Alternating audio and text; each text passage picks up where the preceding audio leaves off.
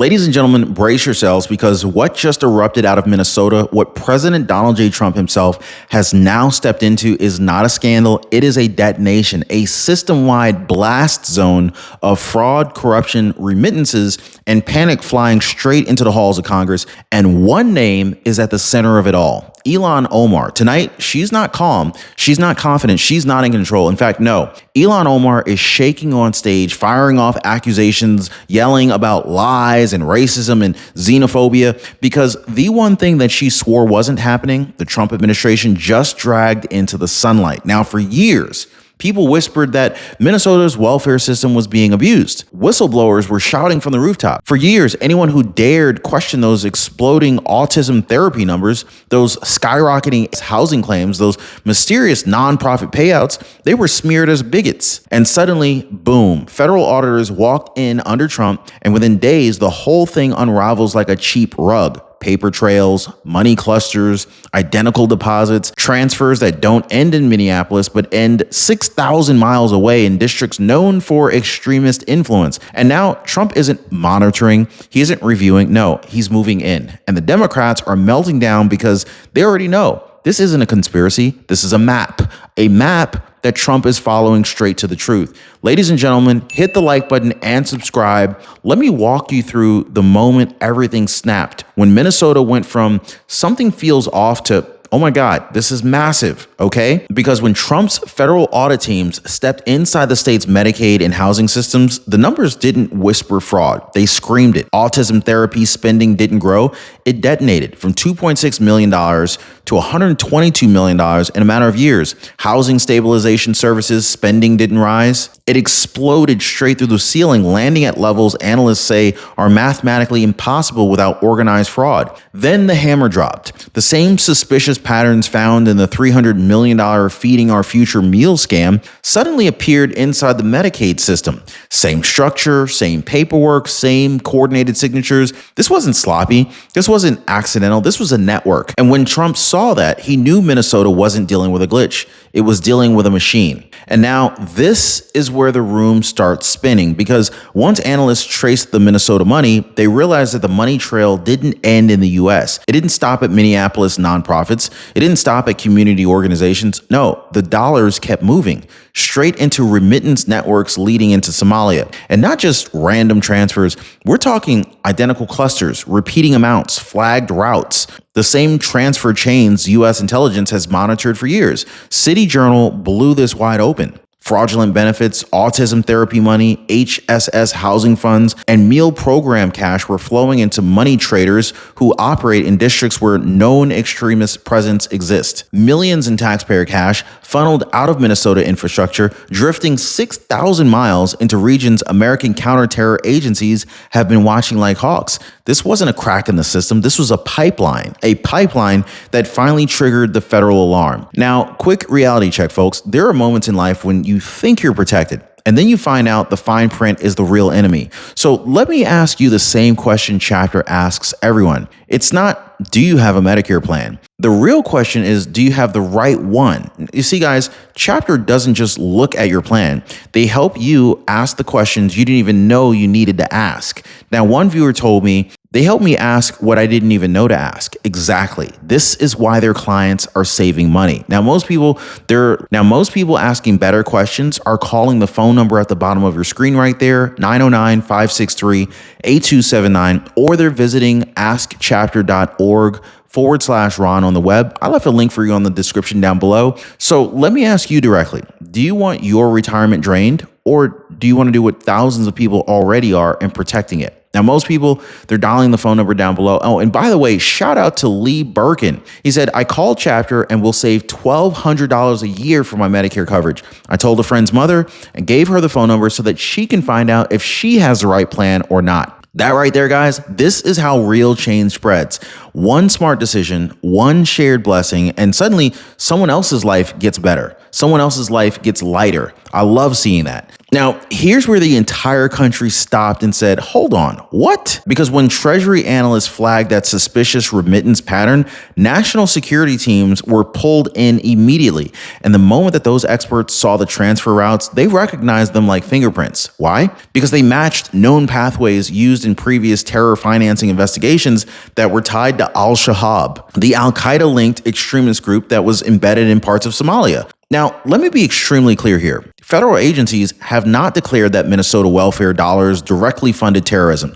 That statement has not been made. But you know what has been said? That the financial patterns are so concerning, they're so eerily similar to flagged extremist roots that the entire operation was escalated into a national security priority under President Trump. And that, ladies and gentlemen, is exactly why Ilhan Omar's voice cracked. That is why she panicked, because the moment terror links are even suspected, the gloves come off. And so what does Ilhan Omar do when she realizes Trump's investigators are not backing down? She rushes onto a stage in Minneapolis and unleashes one of the most unhinged, emotional, frantic speeches of her entire political career. She's pointing at reporters, she's shaking her head aggressively, she's shouting about lies and bigotry and xenophobia. She's saying there is not a single piece of evidence, over and over and over. I mean, here's the problem, guys. You don't go DEFCON 1 in front of cameras if you feel safe. You don't panic if you know you're clean. You don't melt down publicly when you're confident that the truth is on your side. No. This is damage control. This is desperation.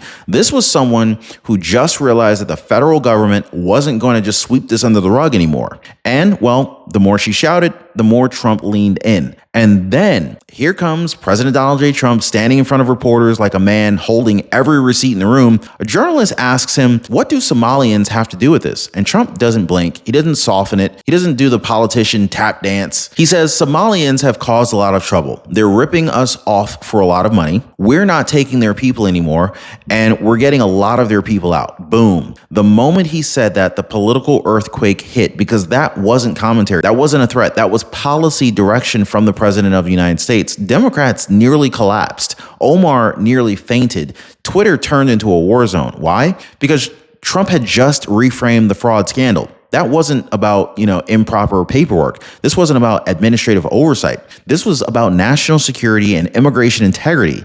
And Trump wasn't backing down at all. Within days of Trump's comments, the federal government moved like a SWAT team, but on paper. No tanks, no troops, just investigators, analysts, and auditors with badges and subpoenas. The DOJ expanded its fraud task network in Minnesota. DHS pulled immigration reports and records for every high-risk suspect. Treasury investigators widened their remittance tracking net, flagging unusual transfer clusters in real time. Federal Medicaid auditors began digging through 5 years of claims, line by line, every line. This wasn't a review. This was a government-wide sweep, a coordinated crackdown designed to expose every shell company, every false claim, every dollar that vanished into thin air. Insiders even said Trump instructed agencies to treat every unexplained transfer as suspicious until proven otherwise. Suddenly, Minnesota wasn't a state with a fraud problem. It was a crime scene under federal excavation. And every new discovery made Ilhan Omar's political world smaller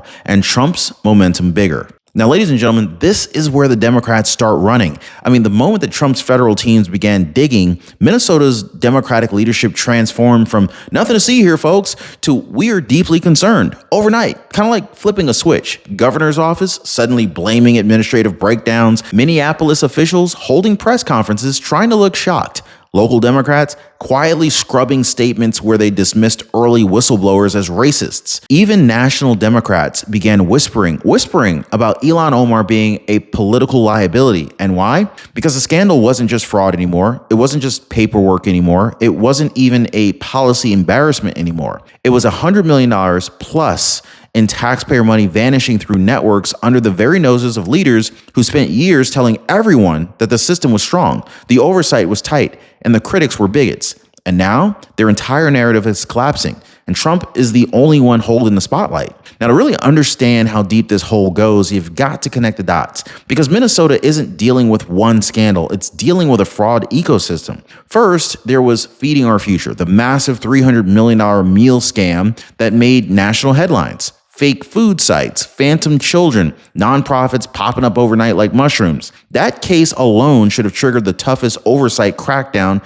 in state history. But instead, the same patterns, same communities, same document structures, same funding loopholes, they started popping up in autism therapy claims. Autism spending jumped from $3 million to nearly $400 million.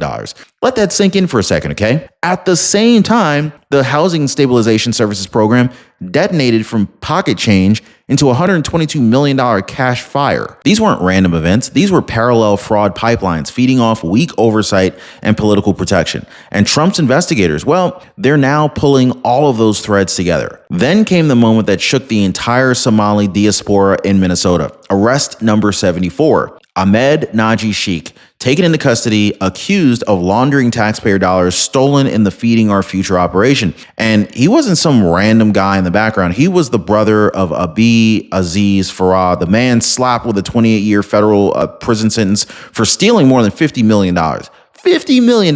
Think about that, guys. These weren't petty thieves. These weren't desperate families. These were organized criminal networks operating inside Minnesota for years. Community leaders rushed to try and contain the fallout, begging the public not to judge everyone, but the damage was already done. And behind closed doors, federal agents hinted that more arrests were coming, many more. Suddenly, Omar wasn't defending a policy position. She was defending a community in shock as Trump's investigators started closing in. And this right here, guys, this is where Democrats realized that the storm wasn't just financial. It was political Armageddon. Republicans unleashed the full artillery. They blasted Minnesota's leadership for ignoring warnings. They called out state officials for labeling whistleblowers as racist. They demanded accountability for years of oversight failure. Conservative media turned the scandal into a symbol of everything broken in progressive governance: weak enforcement, identity politics over security, and a willingness to look away if the fraudsters belong to a protected political demographic.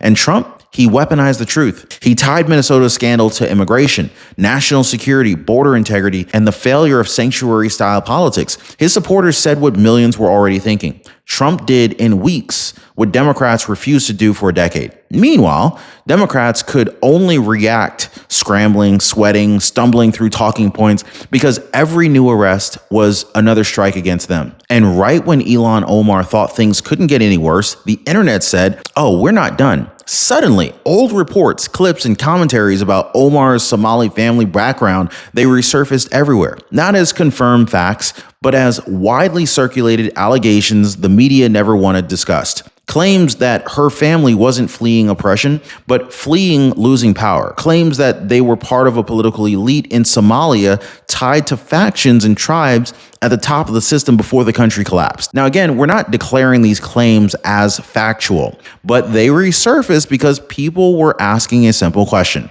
Why is she panicking this hard, right? Add in Somali tribal politics, long-standing rivalries inside the diaspora, and the perception that Ilhan Omar represents one group over others, and suddenly, well, her meltdown looked less like moral outrage and more like political survival. Well, the storyline shifted from fraud to loyalty, and America was watching this happen. By now, the truth is undeniable. Minnesota is no longer a state scandal. It's the epicenter of a national reckoning. President Trump's vow to take back Minnesota wasn't a campaign slogan. This was a presidential directive. His investigators uncovered a pattern that was so massive, so interconnected, so reckless that states across the nation are now checking their own books in panic. Governors are asking for briefings. Lawmakers are demanding hearings. Agencies that ignored red flags for years are scrambling to look competent. Because if Minnesota's system, America's largest Somali diaspora hub, was this deeply compromised, then the ripple effects go far beyond one state. Think about it. This is about immigration integrity, welfare oversight, national security, and restoring trust in institutions that failed the American people. And as more indictments land, one thing is certain: Trump didn't just expose a scandal. He ignited a movement demanding accountability, demanding protection, and demanding the truth. Hey, by the way, guys, if you're one of the real ones who really enjoy what we do here on the channel, you've got to check out the Inner Circle. This is where our true supporters get exclusive access to content that I just can't share here, completely commercial free. It's also the best way to keep this channel going strong. So if you want to be a part of something special, join us over there. Links in the description or in the pinned comment down below.